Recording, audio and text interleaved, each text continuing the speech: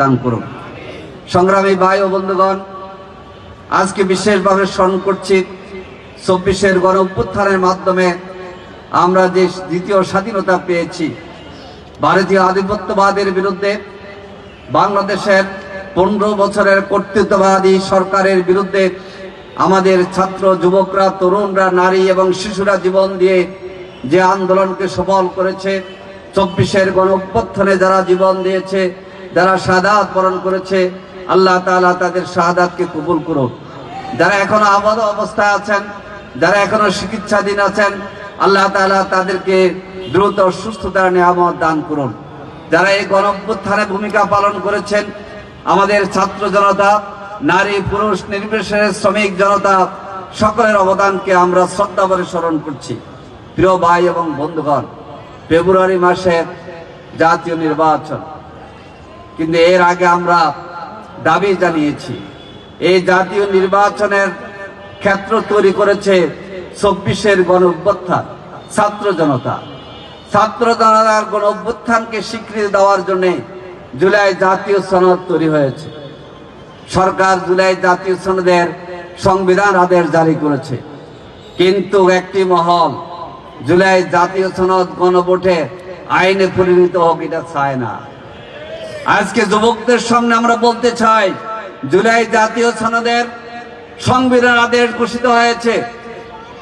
জাতীয় নির্বাচন আগে গণভোটের আয়োজন করে ছাত্র জনতার, এদেশের মানুষের ২৪-এর গণ অভ্যুত্থানের অবদানের স্বীকৃতি দিতে হবে এবং গণভোটে সংস্কারের পক্ষে, বাংলাদেশের পক্ষে, আধিপত্যবাদের বিরুদ্ধে, আওয়ামী পেশিবাদের বিরুদ্ধে হায়ের পক্ষে রায় দিয়ে জনগণকে বুঝিয়ে দিতে হবে আমরা আগামী দিনের বাংলাদেশ পেশিবাদ মুক্ত বাংলাদেশ গড়ে তুলতে চাই।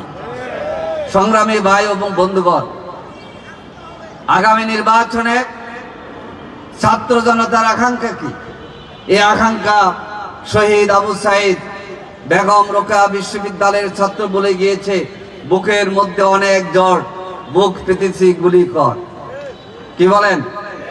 আজকে বাংলাদেশের মানুষের বুকের মধ্যে জ্বর কিসে? আমরা ফেসিবাদ তাড়িয়েছি, কিন্তু দুর্নীতি মুক্ত রাষ্ট্র এবং গঠিত হয় নাই। আমরা নতুন বাংলাদেশ পেয়েছি, কিন্তু এই নতুন বাংলাদেশে এখনো সাদাবাদীর দৌরাত্ম্য চলছে। কোন কোন মহল এখন ক্ষমতা যায়নি, কিন্তু সাদাবাজির কারণে জনগণ মনে করে এরা ক্ষমতা গেলে, ভোটে নির্বাচিত হলে সাদাবাজির সার্টিফিকেট পেয়ে যাবে। এই জন্য আজকে তরুণদের এবং মানুষের বুকের জ্বর হচ্ছে। সাদাবাজ মুক্ত বাংলাদেশ থেকে, সাদাবাজের বাংলাদেশ থেকে আমাদেরকে মুক্ত হইতে হবে। সাদাবাজ এবং মাদক মুক্ত বাংলাদেশ সমাজ গড়তে হবে। আজকে নারীরা তাদের সম্মান, নিরাপত্তা এখনো নিশ্চিত হয়নি। যেই দলের হোক, নারী আমার মা, নারী আমার বোন, নারী আমার মেয়ে, নারী আমাদের পরিবারের গর্বিত সন্তান।